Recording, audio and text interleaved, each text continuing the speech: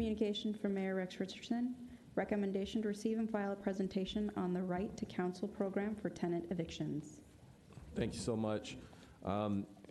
As we talk about our homeless emergency, I wanted to take a moment at the request of the community, highlight some of the work that's taken place here in Long Beach on our Right to Counsel program since 2021. Long Beach has partnered with the county and the nonprofit organization Stay Housed LA to operate a Right to Counsel program for Long Beach residents facing eviction and housing insecurity. And so today we're going to receive a presentation on some of the progress. As we see, we're going to share data on the number of Long Beach residents that have been helped through this process. So I'll pass it on to City Manager to introduce the presentation. Thank you, Mayor. This has been a critical issue for the City Council, and as you recall, a couple of weeks ago, we got a comprehensive update from the Development Services Department about the different initiatives that the city had engaged in over the last couple of years to address this issue. But today, we're going to hear from our partner who is providing the Right to Counsel program for the city. So I'd like to introduce to you for this presentation Barbara Schultz. She's the Director of Housing Justice for the Legal Aid Foundation for Los Angeles County. Barbara? Yes, thank you so much. Good evening. And I want to thank Mayor Richardson for inviting us to come and present to you. I am, as was said, the Director of Housing Justice at Legal Aid Foundation of Los Angeles, but I also oversee the Stay Housed LA program. Stay Housed LA is a collaboration between about 10 legal service providers and over a dozen community-based organizations, and we work throughout the county of LA. Stay Housed started in the fall of 2020. So there are several components to Stay Housed LA. First, there's outreach to tenants, and this could be by phone, text, and now far more in-person outreach to let tenants know about the program, but also to know about the laws and tenant protections that do exist. There's also a education component. We have workshops pretty much daily, and tenants can sign up. A lot of those are on Zoom, and some are in person, and some of them have a clinic afterwards for tenants to get one-on-one legal advice from legal staff. The community-based organizations also provide tenant navigation, which is one-on-one support to tenants to do a variety of things. So legal services have basically two components, full scope legal representation, meaning we represent clients in court, and limited legal assistance, generally pro per assistance, such as helping folks with answers, motions, or even just counsel and advice on other housing issues. As we'll talk about later, we unfortunately don't have the capacity to provide full scope representation to all the tenants that need it. Stay Housed LA also provides limited rental assistance to tenants, and this is primarily to help us settle cases, although we do some prevention as well, and that is provided by various jurisdictions, including the County of LA. So in Long Beach, since the program started, the outreach, we've outreached to almost 125,000 tenants. In Long Beach. We've hosted 21 workshops attended by over 300 tenants. We've provided over 1,000 Long Beach tenants with legal services. About 20% of those were full scope legal representation in court. The remainder was limited scope. And through the county, we've provided over $133,000 in rental assistance to 15 Long Beach households. So I just want to tell you a couple success stories out of Stay Housed LA with Long Beach tenants. The first is Frances. Names are made up. Frances was a single mom, had a 10-year Section 8 tenancy. And she really wanted to stay in her home because she lived right across the street. She lives right across the street from her kids' school. She also happens to have just gotten a new job, thankfully, within a couple miles of her home. So, of course, like so many others, she had lost work during COVID, and she had done all the declarations that were required, but her landlord kept sending her notices. So eventually he served her with a unlawful detainer, an eviction, and luckily LAFLA was able to retain the case. And during the course of our representation, what we discovered is not only did she not owe the rent that was claimed, but actually she had been given an illegal rent increase several years before. So we were able to resolve that case with Frances and her children staying in their home. She got a rent credit, and the rent went back to the amount it was supposed to be. Another story is about Raphael. He is a senior who also lost his job during COVID and then unfortunately was diagnosed with cancer. He was able to get the state rental assistance, ERAP, but he was unaware that they had stopped paying at some point, and so he ended up getting very behind in his rent. He was also served with an unlawful detainer, and unfortunately we were not able to keep Raphael in his home. However, we were able to provide what we call a soft landing. That is, we get tenants time to move, often a waiver of their back rent, sometimes relocation. In this case, we were very fortunate and were able to get Raphael an emergency housing voucher. So this basically is a homelessness prevention measure. Unfortunately, and I'm sure you'll hear in some tenant testimony, all the tenants that we cannot help, unfortunately, do not see such good outcomes. So why Right to Counsel? Well, first of all, as I said, it's really a homelessness prevention tool. I think there's nothing more disheartening for city workers and folks like yourself to bring online new housing only to see that the homeless numbers don't drop because, of course, more families fall into homelessness. So that's why we really consider this a homelessness prevention program. Also, I'm going to be talking about a study that was done in 2019 by Stout, Resius, and Ross. They did a study on the county and city of Los Angeles. And they found, in general, that 95% of represented tenants don't face what they call disruptive displacement, whereas 99% of unrepresented tenants do face this disruptive displacement, which is basically like the opposite of the soft landing I discussed. And of course, it's an access to justice issue. The study found that 88% of landlords were represented, whereas only about 3% of tenants were represented in court. But also a lot of health issues, health and well-being. Being represented decreased the impact on both physical and mental health, and the negative impact on children. A lot of times children have to move schools, and of course, if they're rendered homeless, there are so many other issues as well. But also community well-being. Rights to Counsel has shown to increase family and community stability. It's decreased the impact on law enforcement and increased trust in the justice system and civic engagement. But also, it turns out that there is a cost benefit. So Stout Resius, which unfortunately I owe Mr. Resius an apology, I spelled his name wrong on this. They have done cost-benefit analyses. I don't know how to say the plural of that. They've done a cost-benefit analysis for over a dozen communities. And their findings are always very similar, that there really is a cost savings because of all the services that are saved. So the one they did for LA found that the county would save over $250 million, and the city of LA would save about $120 million. Now, they did not do the study of the city of Long Beach. However, by just doing a little math on the proportion of Long Beach residents as relates to LA City, we believe that Long Beach could save about $14 million through a Right to Counsel program. And you'll see on this slide the sorts of things that the study looks at in terms of cost savings. So there is a lot of unmet need throughout the county, of course, but here's what we have in Long Beach Courthouse. And it is important to note that we don't have the facts or figures for the city of Long Beach. All the court ever provides is the eviction filings out of each courthouse.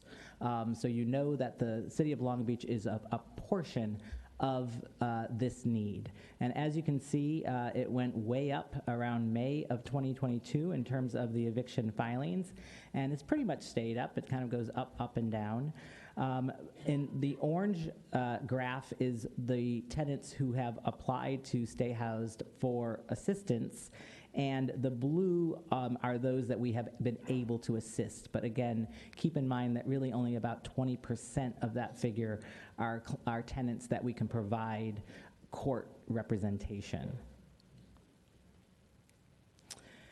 So I think it's also important to look at the eviction landscape. Of course, we all know the county protections ended March 31st, 2023, and we expect to see quite a steep increase in eviction filings.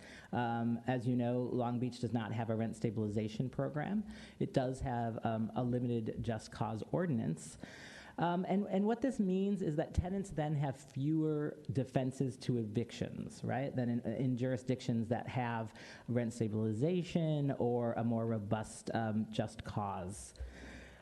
So what that means is we have less leverage for the soft landing. First of all, it's harder to win the cases, but then we also have less leverage for soft landings and a higher likelihood of that disruptive displacement Stout talked about.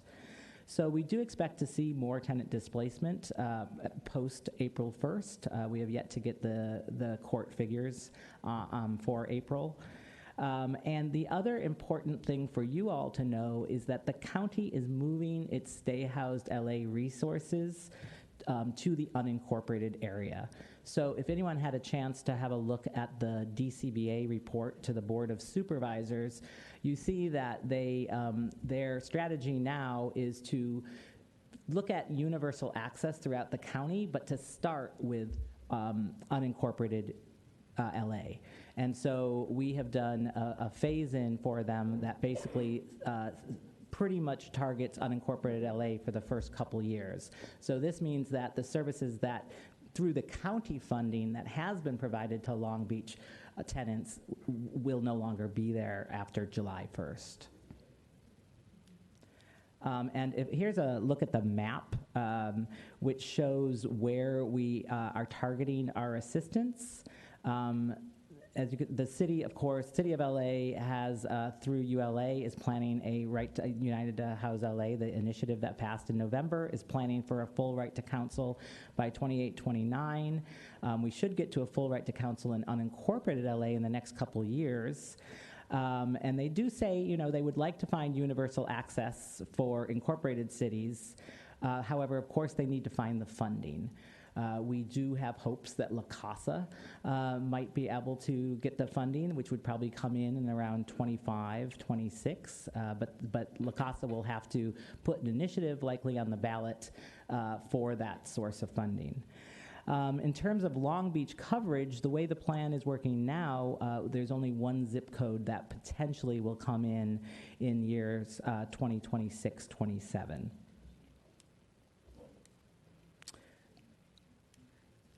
So in terms of planning for a right to counsel, we expect a 25% increase from pre-pandemic filings. And what we do is we look at the complete number of filings, and then we do a 40% 40% reduction, basically, to see how many evictions we think that we will need to prevent. And the reason for that 40% reduction is a lot of tenants get what's called a default. Basically, they get the paperwork, they don't know what to do with it, they don't answer, they lose. This is something that we're trying to improve with our outreach and education, but unfortunately that does, a lot of tenants do that. So for any tenants out there, I always say, please, please, you cannot ignore that paperwork, you must respond. And of course it's an expedited court proceeding, meaning you have very, very little time to respond. Also, some tenants might be not eligible or just not choose to provide services. So as you can see, we're expecting about 50,000 eviction filings in the county of LA, and of that, probably about 3,200 in the city of LA. So with that 40% reduction, we're looking at trying to serve just over 1,900 Long Beach residents. So if one was to try to phase in a right to counsel, and the reason we have to do the phase in is basically the legal service providers simply don't have the capacity immediately to hire that many attorneys. Right to counsel throughout the entire county of LA would take, we are guesstimating around 400 attorneys. So we are working very hard on what we're calling our pipeline. We are going to law schools, talking to students, offering stipends, offering postgraduate fellowships to try to get more law students interested in housing law. So as you can see, there could be a phase-in to Long Beach that should, in year 5, get to what we think would be the need then, which would be about 1,400 eviction filings. And the reason for that is, first of all, we bumped up the filings based on the kind of post-COVID, post-protection thing that's happening now, but also in other jurisdictions with a right to counsel, they have found that there's been a 10% reduction over a period of about 2 or 3 years just by in filings, just by having the right to counsel. So perhaps some landlords who maybe didn't have the best case thought they might as well go in and try, might decide not to file that case. So that is our presentation. I have my colleague here with me, Harper. She's our data manager for Stay Housed LA. In case you have any data questions or any other questions, we're here to answer them. All right. Thank you so much for the presentation. Why is it relevant to us? Over the past few years, the way that the relationship between landlord and tenant had changed during the pandemic. There was a moratorium that went in. There were, world-changing events like a pandemic that impacted people's ability to keep a roof over their head. And now that the eviction moratorium is over, some of the things that Long Beach did were the right steps in terms of instituting the Right to Counsel program to provide support to people who didn't know the rules. Frankly, as there was an example that was given that someone did apply and had received some of the state rental assistance and didn't know when it ran out because those payments went directly to the landlord, and they wanted the opportunity to have a soft landing, and that's what was negotiated there. I love that Right to Counsel has partnered with other programs like some of the rental assistance funding. We had millions and millions of dollars for rental assistance during the emergency. We don't have that anymore. So we have to be very strategic in how we utilize rental assistance moving forward. By having rental assistance paired with a Right to Counsel program, you're able to say, having a limited amount of money, but being able to strategically negotiate with a landlord and say, how can we keep this person in their home? Maybe they can't pay everything, but to keep them in the roof, what can you settle for? And I think that's a good thing, to have a tool to keep people who want to stay in their home and a landlord who's willing to negotiate at the table. I think it's a good thing. And so thank you for your presentation. We'll go to some of the council's questions. Vice Mayor Allen.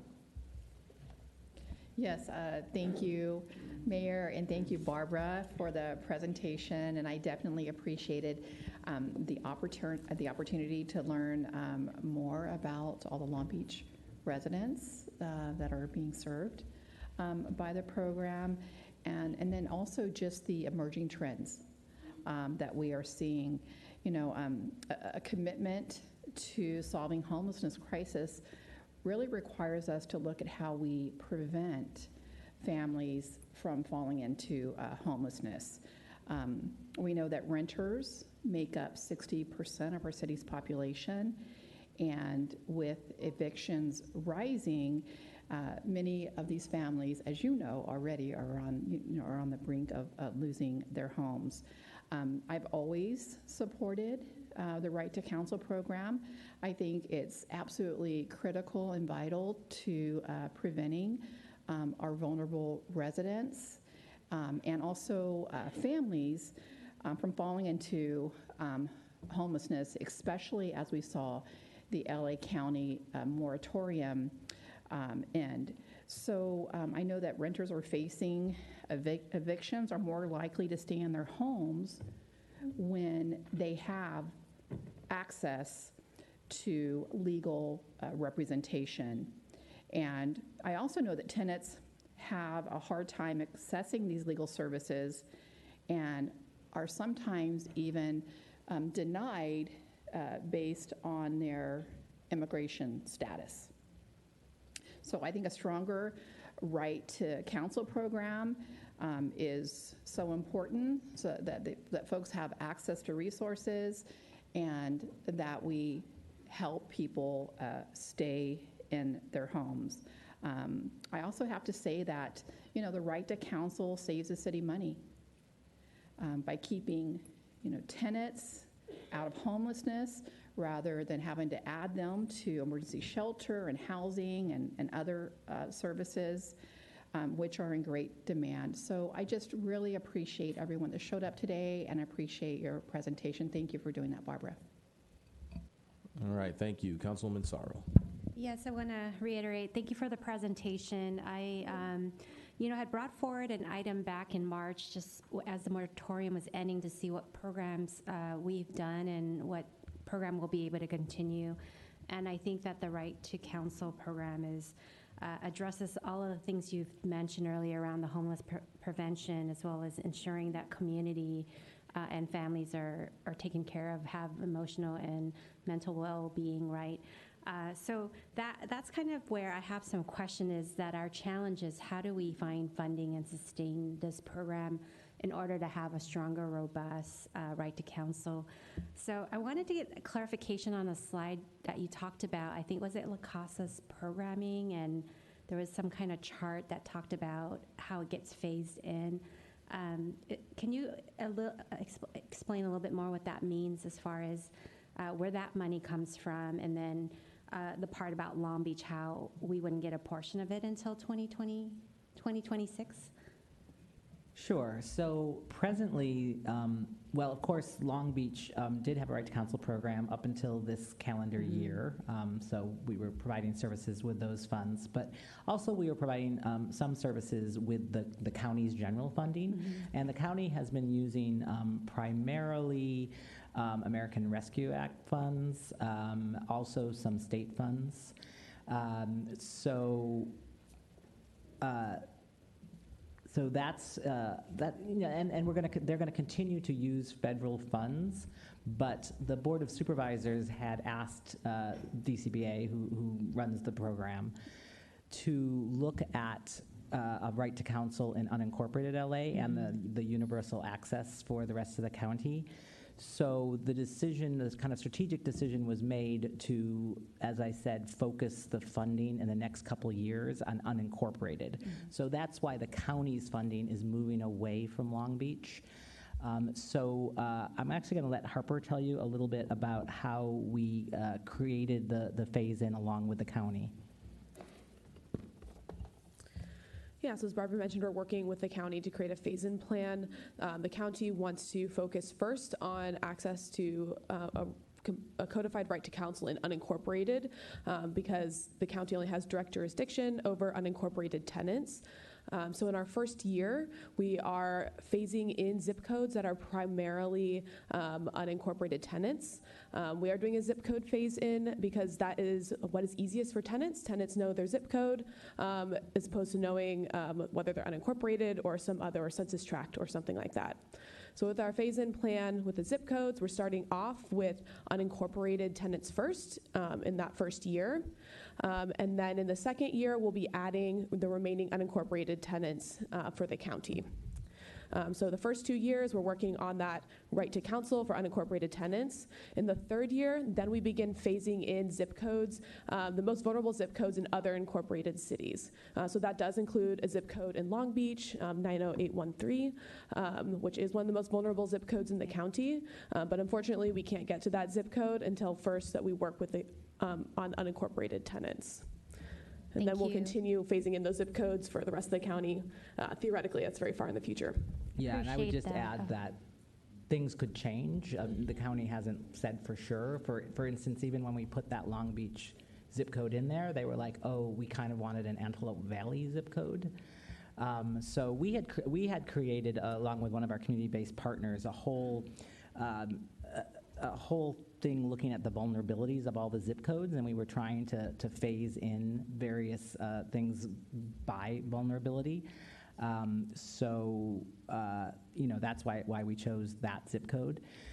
So in terms of the continuing funding, though, the county also doesn't have a permanent funding source. So that's why I mentioned La Casa, because I was on actually the task force to create La Casa. And one of the reasons it was created was for this prevention for Right to Counsel, to provide funding for Right to Counsel. But that does require La Casa in figuring out a funding mechanism, which I think will be their first job. Thank you. I appreciate that clarification, because while I definitely agree that everyone should have universal access, I appreciate that you added 90813 because I represent a portion of that zip code. And also I know that we added $200,000 most recently to Right to Counsel program, and it's going quick.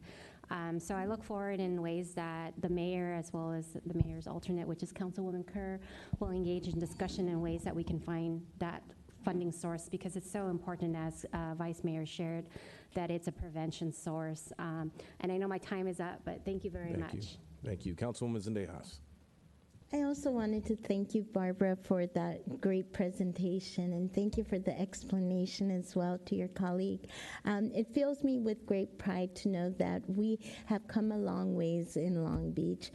Services that were once not something supported or even provided by the city now are, and it is astonishing and a great sign of progress.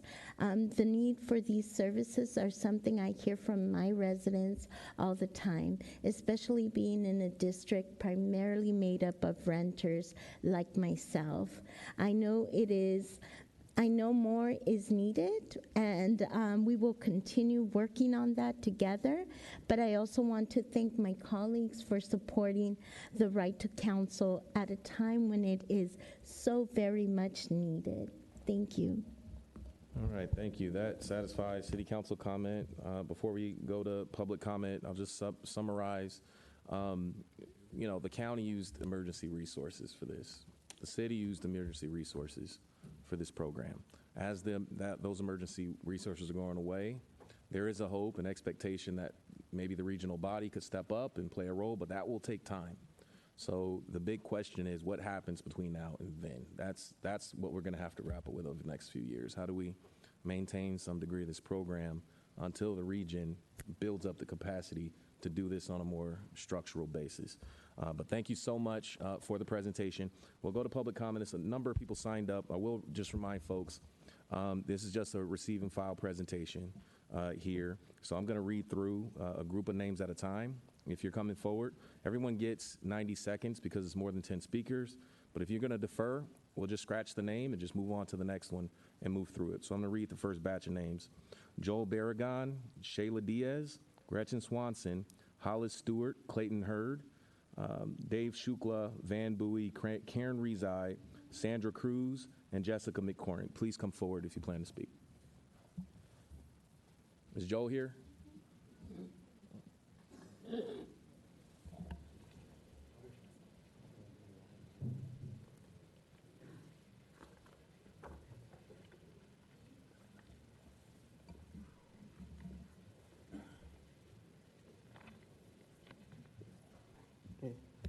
Hello, my name is Joel Berrigan, and I am a resident of Council District 1, and I'm also a member of Latinos in Action California. I was forced out of 221 Magnolia Avenue, which is now the Long Beach Courthouse, due to my citizenship status. My family was lucky to receive relocation assistance. My uncle lived in the same building as us, but didn't get anything because he wasn't a U.S. citizen. So they took him to a Mexican restaurant, which is by the Long Beach Public Library, now called the Potholder Cafe, to sign documents that he didn't understand at the time. They just made him sign something that he didn't know, Despite living in the same building, he didn't receive any relocation funds when we were all forced to leave. My uncles were scared that if they told them something that they will deport them for speaking up. No one should ever have to face eviction without legal representation. Tenants should also not be denied access to legal representation because of their immigration status. So today, I'm here to request that our city looks to continuously fund a stronger Right to Counsel program that can better serve Long Beach families on the brink of homelessness. Thank you. Thank you so much. Next is Shayla. Come on forward. Good evening, everyone. Hello, my name is Shayla Diaz, and I'm a resident of District 7. I am also an organizer with Long Beach for a Just Economy, which is a project of Lane. Today, I am here to request that our city looks to continuously fund a stronger Right to Counsel program that can better serve Long Beach families on the brink of homelessness. As an organizer, I have heard stories of people facing eviction or who have already been evicted. As a community member, I have also seen family members go through the situation. A common issue is their lack of access to legal representation. Ensuring that renters facing eviction benefit from legal counsel reduces the number of evicted tenants who experience homelessness as a result. Tenants in this city should not have to struggle and face eviction without legal representation. If our city is committed to solving the homelessness crisis, protecting tenants must be part of the solution. Please look to continuously fund and expand the Right to Counsel program to better serve Long Beach families. Thank you. Thank you. Next is Gretchen Swanson. Okay, Gretchen sat down. We'll go next. Hollis. Is Hollis? Okay, thank you. Next is Clayton. Is Clayton here? Clayton is up next. Thank you. Hello, Honorable Mayor and City Council members. My name is Clayton Hurd, and I'm a Council District 2 resident and represent CLUE, Clergy and Laity United for Economic Justice here in Long Beach. And today I'm here to ask that our city invest in a stronger Right to Counsel program that can better serve Long Beach families on the brink of homelessness. Renters facing eviction are more likely to be able to stay in their homes when they have access to legal representation. As you all know, once you've been evicted, it can be extremely challenging to find safe and suitable housing ever again. When I participated in the point in time count earlier this year, several people said that they first became homelessness after being evicted here in Long Beach. And Long Beach isn't alone either. Connecticut, Maryland, Washington, New York City, San Francisco, Newark, Cleveland, Philadelphia, Boulder, Baltimore, Seattle, Louisville, Denver, Toledo. I thought I could do it in one breath. Minneapolis, Kansas City, New Orleans, and Detroit all have some form of tenant right to counsel, so we have lots of friends to lean on and learn from. And lastly, we need to make sure that tenants are not denied legal representation because of their immigration status or being a few dollars over income requirements. So again, thank you for the investment you've made so far, and I hope you continue strengthening this program to keep people in their homes and with their loved ones in this community. Thank you. Thank you. Next is Dave Shukla. Dave Shukla, 3rd District. I'd like to thank the council as well as Barbara and Harper from LAFLA for the presentation. I think the need for a Right to Counsel program in Long Beach is self-evident. Long Beach also needs a permanently funded program and one permanently funded rent stabilization program. These are things that the city needs. The data issues here, especially over the next couple of years as we're figuring out these needs, are crucial. I think unlawful detainer filings at Long Beach Courthouse are not the only evidence of what landlords are doing to game the system. I myself was pulled into a case in family law court, which was delayed for many months, and then when it was finally heard, it was not only summarily dismissed, but the filer, the landlord, was forced to pay court fees because it was such an obvious waste of the court's time. There are so many cases, perhaps as many as 4,000 a year in this city, that require attention, and many of them wouldn't even get to that point if there was a Right to Counsel program and if landlords knew they couldn't just game the system. Thank you again. Thank you. Van Bowie is next.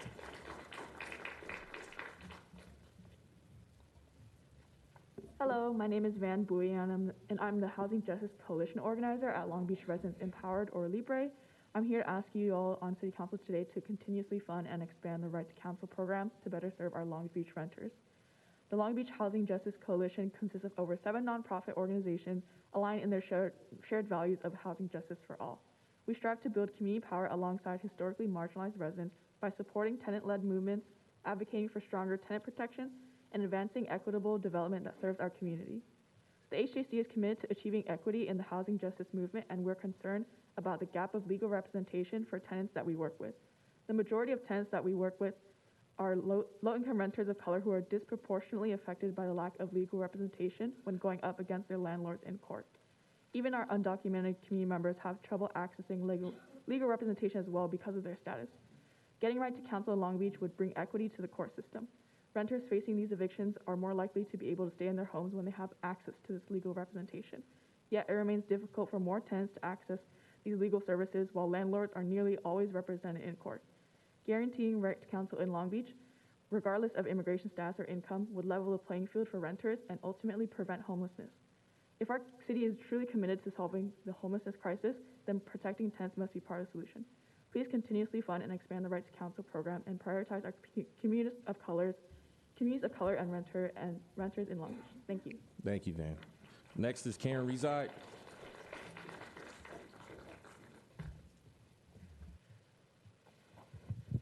Hello, Karen Reside. I'm the president of the Long Beach Gray Panthers, and I'm also a commissioner member for the LA County Commission on Aging and Disabilities. Mayor, thank you so much for La Casa. The Long Beach Gray Panthers were the first organization to sign on to United Way of Los Angeles to push forward La Casa. We are so excited that the first meeting is going to be tomorrow night, and we hope people will watch or attend in person. We think that this organization will be one of the solutions to our housing crisis.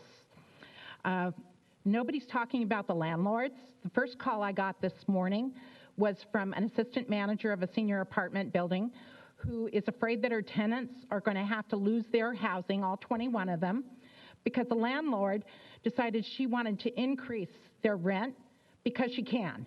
Not because she needs to, but because she can.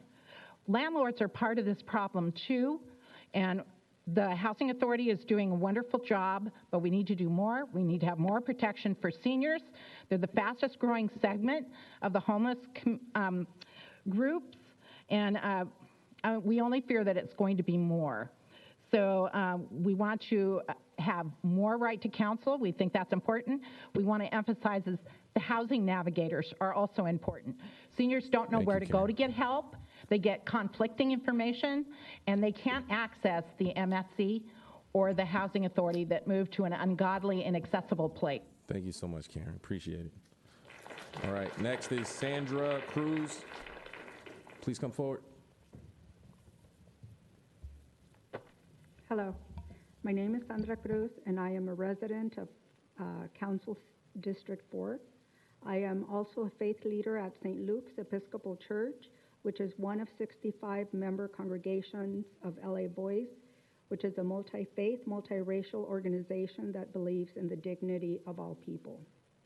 Today, I am here to request that our city looks to continuously fund Stronger Right to Counsel programs that can better serve Long Beach families on the brink of homelessness.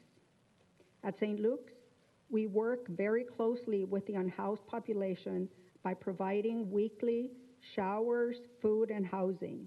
We see how hard it is for them to get housing again once they have already fallen into homelessness.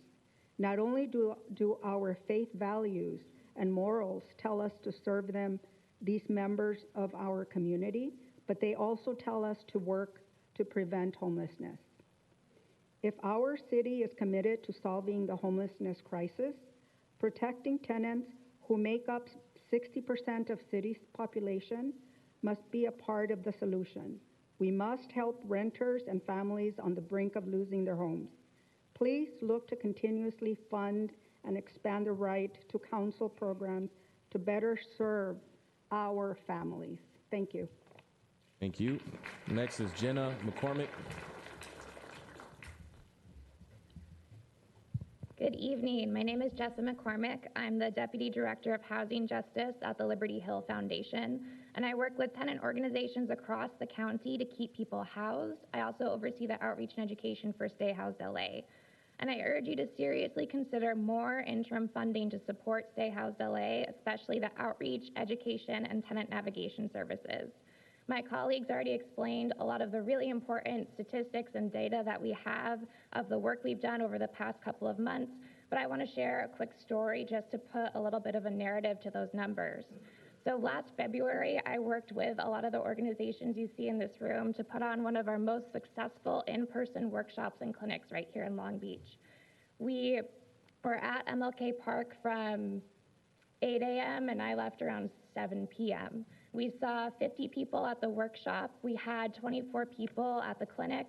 And the very last person who waited until 6 p.m. to be seen by one of our lawyers came up to me at the end and said, "This is one of the best events I've ever been to get services. It's not just the information that you're giving me, it's that you're treating me with dignity." And that's really the difference that our program makes. Because of the people we work with, the community organizations that have trusted relationships with everyone in their neighborhood, we're able to provide services that show people they're not alone, and that is one of the most important things in the eviction process. Thank you. Thank you. All right, well, we'll call up the next group of speakers. Guadalupe, Myra, Ana Reyes, Eric Garcia, Wendy Carvanzo, Zaira Rodriguez, Zach Chichester, Donna Vonelli, Myra Garcia, and Irma Ferreira. And there's just a few more I'll list. Lilia Ocampo and Tina T. If any of them would like to speak, now would be the time. I know some people, some folks signed up. Okay. Any additional? Okay, I see a few more people coming up. I'm Eric. How many folks are in front of me? Well, no one's in front of you right now. So, Eric, if you want to go ahead and go, we'll take your comment. Thank you so much. Cool.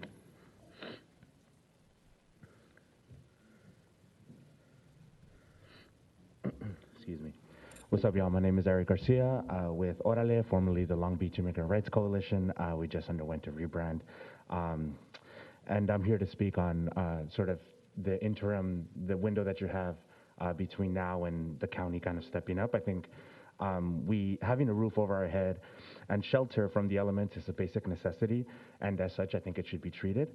As this city undergoes a process to address the crisis, we kind of sit through the presentation every council meeting, which I think is great because you're addressing it with the importance that it deserves.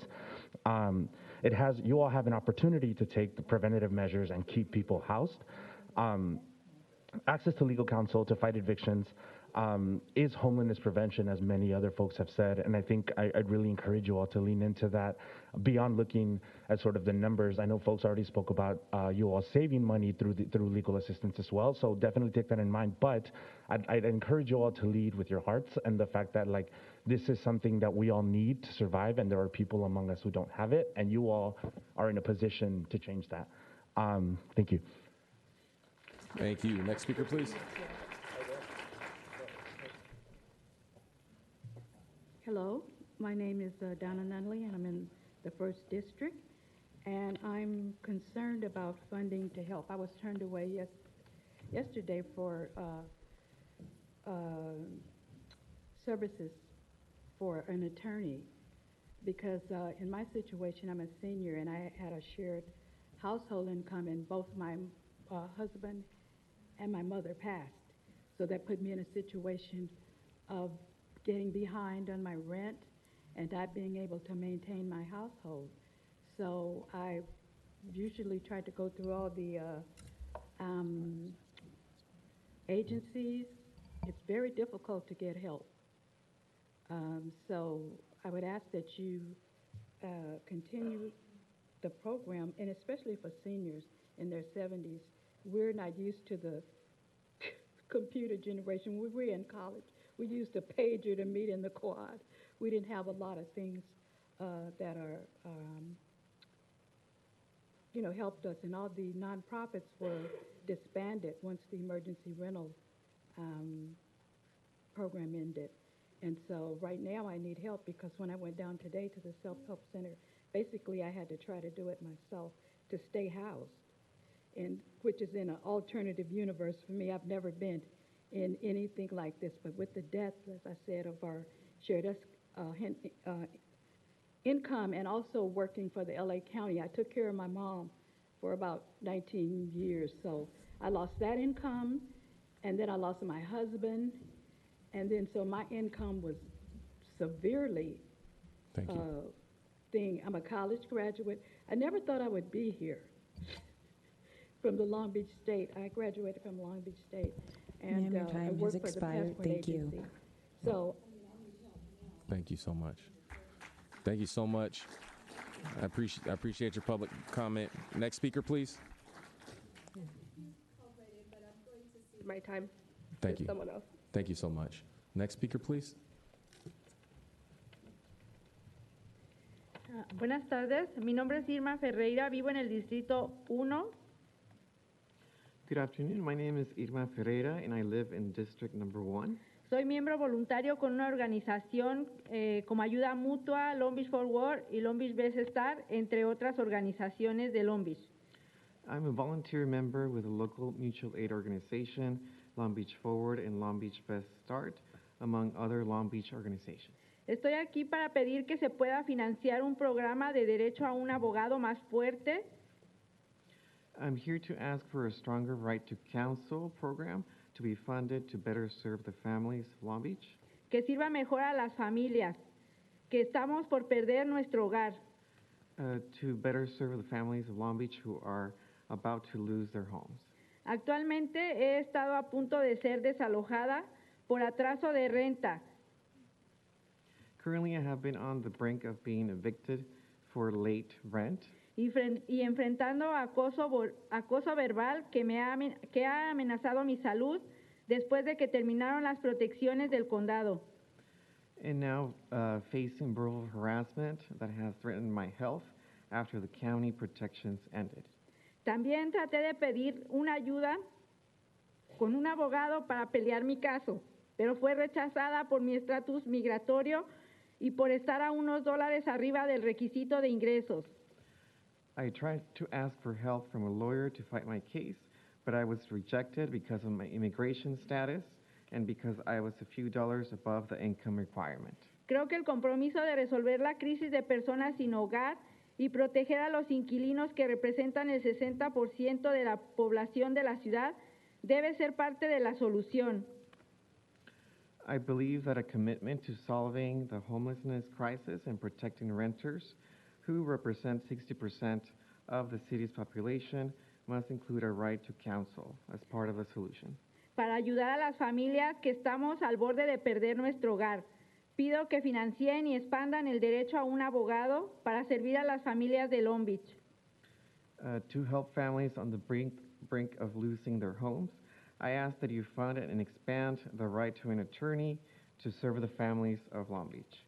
Al no haber fondos es muy difícil defenderse por sí mismo y aún más porque la representación al momento incluye un estatus migratorio.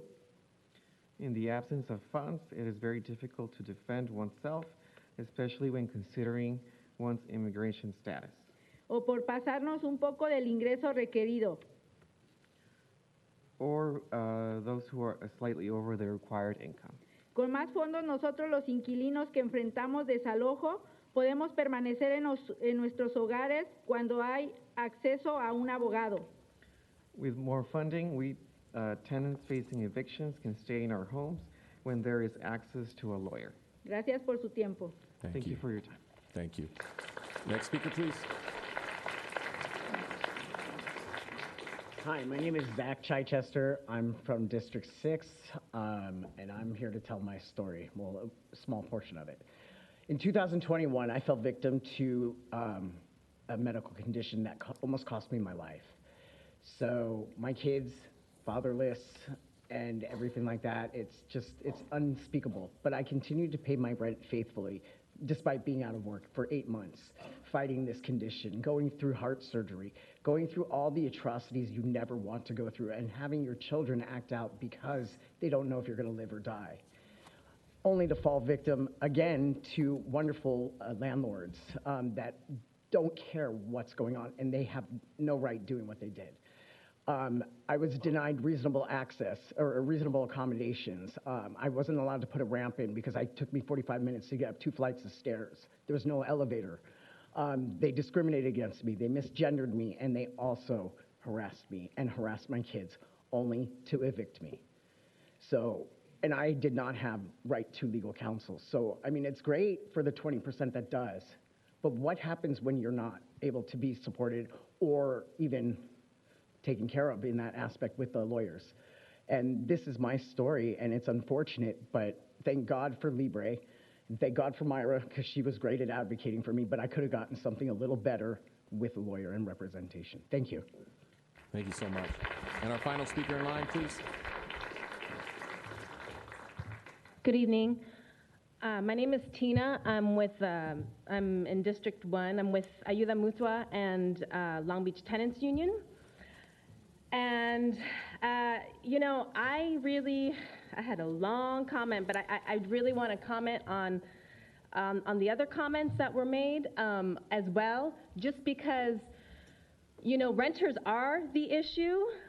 In fact, so far, over 15 cities and several states have adopted a tenant's right to counsel, right? A robust tenant's right to counsel. The issue is that 81% of landlords are the people who are represented, and only 3% of tenants. And this is why a tenant's right to counsel is so important. It allows and provides the access and support and resources for working class people in far worse situations than myself. It provides recourse and for people facing eviction. And like I said, yet when facing an eviction, on average, only 3% of tenants are represented, and 81% of landlords. And this is a huge problem. So, you know, we really need to think about housing as a human right, and we need to act now. And, you know, I implore this council to really think about a robust right to a tenant's counsel. Thank you. Thank you so much. Well, that satisfies public comment. I want to thank everyone in the public for coming out. And if you were one who saw, you know, there's a lot of energy here and you deferred, and Myra, I know you deferred, and other folks deferred, thank you so much. We have a big agenda tonight, and I appreciate you all working with us. And thank you to the folks who presented tonight, Barbara and everyone else, and city staff. We know that this is a big challenge, but we know that we have, when we work together, you know, we can take on big challenges. And this is where we have to find ways for the community and landlords and city and all of the partners to find a pathway forward to keep people in their homes. So at the end of the day, people can live with dignity. And that's all of our goal here in the city of Long Beach. So thank you so much. Members, please cast your vote on this receive and file report.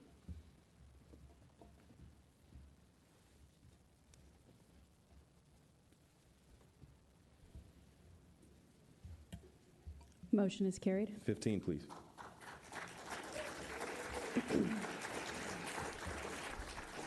Report from Economic Development